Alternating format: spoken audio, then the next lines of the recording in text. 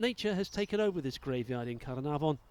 Together with litter and vandalism, it hasn't been the best tribute to those buried here in Llanbeblic churchyard, and that includes the graves of 48 young men who went to war between 1914 and 1918 and came back home in coffins.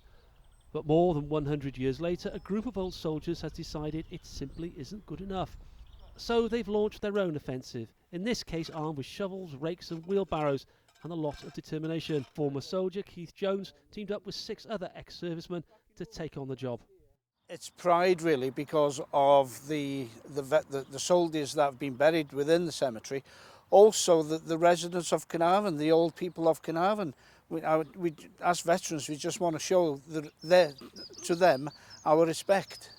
Now I think this gives you an idea of the scale of what facing these veterans, because it is a wilderness. But in this wilderness are the graves of young men who gave their lives for their country during the First World War. They are effectively hidden by all this, but they're certainly not forgotten.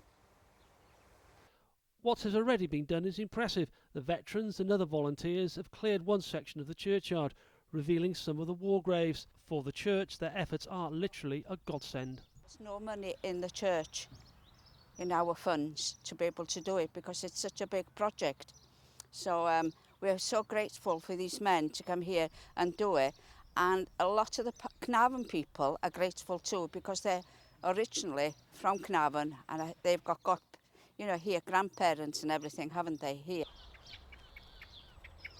And, you know, there's a lot of history in here, nature as well, you know, because in places like this you can get, there are a lot of birds, insects, butterflies even, and, you know, that was my interest there, to return it to how it was, and then maybe introduce other things in as well. They've been helped by a £2,500 grant from the North Wales Police and Crime Commissioner Arfon Jones under a scheme which seizes cash from offenders.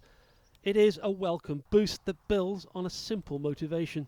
Remember that they put their lives on the line to fight these wars for the country and stuff like that.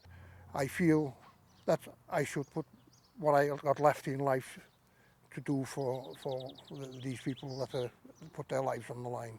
What they would really like now is more volunteers and aid from the business community to help in this massive task that honours the fallen and the town they called home. Ian Lang, ITV News, Caernarfon.